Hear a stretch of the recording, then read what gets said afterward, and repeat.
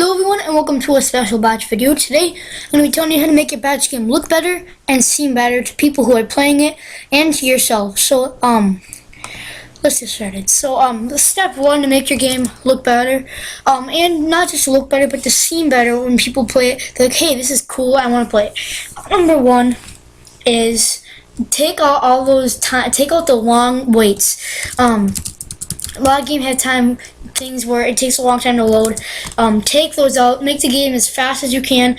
Like with logos, it's fine to put those, but they can get annoying and boring, and you want to make them short and easy to get by. And all those waits in the game, it's fine to have time when you wait, but it can get annoying and it can get boring.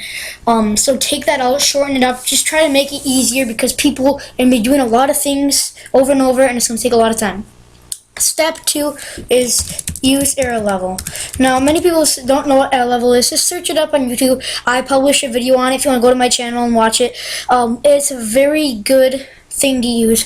It'll make your game seem more advanced. It'll make it be more advanced. It'll just add a lot of different angles to your game. Number three, you make your game into an exe file. This will make your game look more advanced. People will probably like it a little bit more. Just you can go to a site to get icons for your game. The site is www.iconarchive.com.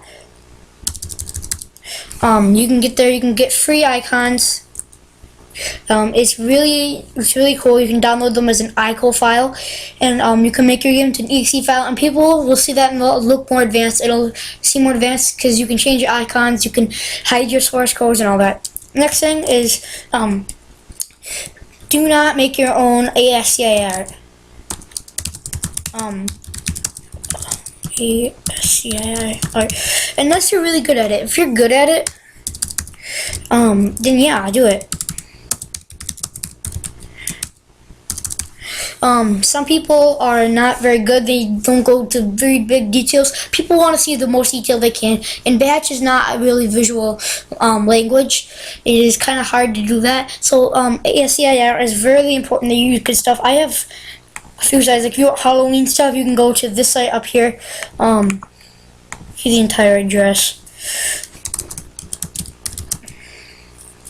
Art sites. This is for Halloween.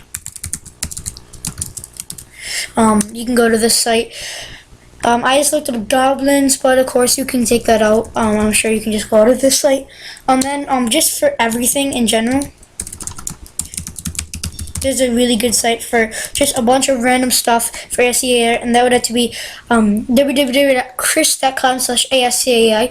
The site has a bunch of different things you can use.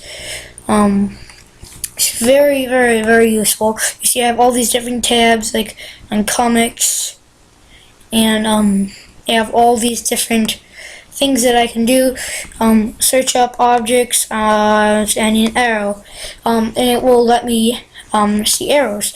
And this is just really useful. It's really fun to use, and I would definitely say use better error level, because better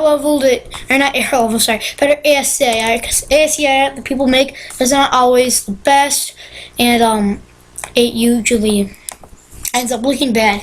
And yes. The next thing is use many color changes. And the reason is because you want the game to look as nice as possible and as different as possible in every map. I use a lot of different color changes just because I like it.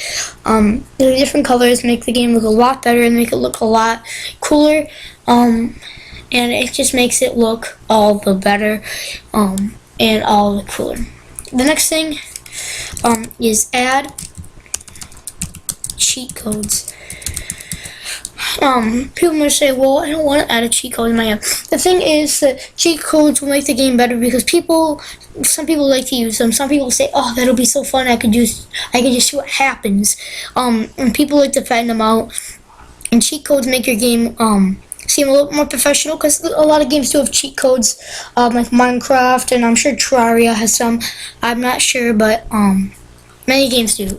And the games that don't, people probably do not like them much. Next thing is make a user manual or a readme guide. And the reason is because people are going to want to know how to play your game, and sometimes it gets a little complicated and it will get kind of hard. Or if you don't want to do that, or you could also do is publish videos on it. Of showing you playing it, just kind of explaining the game. I do that a lot. I also have README guides that I do publish a lot, just because some of my games are kind of complex, and when they do get complex, then you kind of want to explain them to people. And I think the best way to do it is probably in a README guide, but of course you can't do it in a video just because it's more visual and easier to see. Or I guess even if you wanted to, you can make like a wiki on it. There's many good sites you can offer, or you can just start from scratch and make a wiki, like webs.com, Weebly.com. It's probably not the best site for it, but Weebly does let you do that, and these are all free sites. I know there's a wikia.com which will allow you to do that. There's a lot of good sites that will let you do this, and you can start from scratch. Just kind of list about your game. If you want to know how to make a wiki, there's official Terraria wiki. You can just explore that, figure out how they did it. There's a lot of cool things that you can do to make your batch game look more professional, and that would definitely be one of them. And another thing is update your game a lot. And the things that you want to update on are definitely bugs. Bugs are number one, because play your game a lot. Make sure people can tell you bugs. Put out your email. Get away from people to contact you and tell you about those bugs, because sometimes batch bugs will crash your game and people will lose all their progress. And that will bring me up to another point. Another thing is just cool stuff. Just add more stuff, anything in the a little bit, make bigger maps, add more items, do stuff like that. And not onto the bugs, make a save feature. So if the game does crash, or people just want to shut down the computer and resume it, they can save the game and then they can just restore it. And that's what a lot of batch games do have. It's not very hard. I do have a video on that too. If you want to make a save feature. It's a very smart idea, because people will be able to save their game, open it up on any computer. It's really fun, it's really efficient, especially if your batch game is fun. It'll add another dimension to it, which people definitely want to play on a new dimension of your batch game. And that'll make the game a lot better. And another thing, make game customizable. I'm not gonna say that. Well, you know what I said. Make it so that people can adjust how the players look, if that's what it counts on. Make it so that players can adjust basically everything they want to. Their player name, they can adjust a lot of things to make themselves more like them. You know, Minecraft has that. Terraria has that, and a lot of other games have. GTA has it, where you can just customize your player and make your player look how you want to, and that's how player customization comes in, because people want to make their player look how they want them to look. And so you want to make your player customizable. The next thing is add music or background sound. You may not believe it, but it does change how people think. And if you have tense music, it'll make people more tense. And if you have quieter music, it'll make people more quiet. You can kind of soothe down.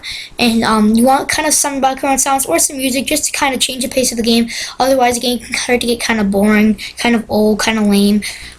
So you might want to make the music. You can use music from other people if you got their maybe permission to do so, or you can compose your own music if you really want to take that drastic of a step. But add some background music. And probably the last thing is add a help section or a tutorial.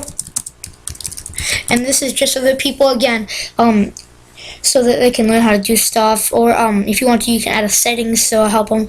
There's a lot of things you could do to help people understand your game. So that is about it. Of course, a lot of good tips here you can know just to make your game better, because batch games are kind of limited somewhat, so you need to know those tips. You need to do those tips in order to make your game seem better and become better. So thanks for watching, and I'll see you guys later.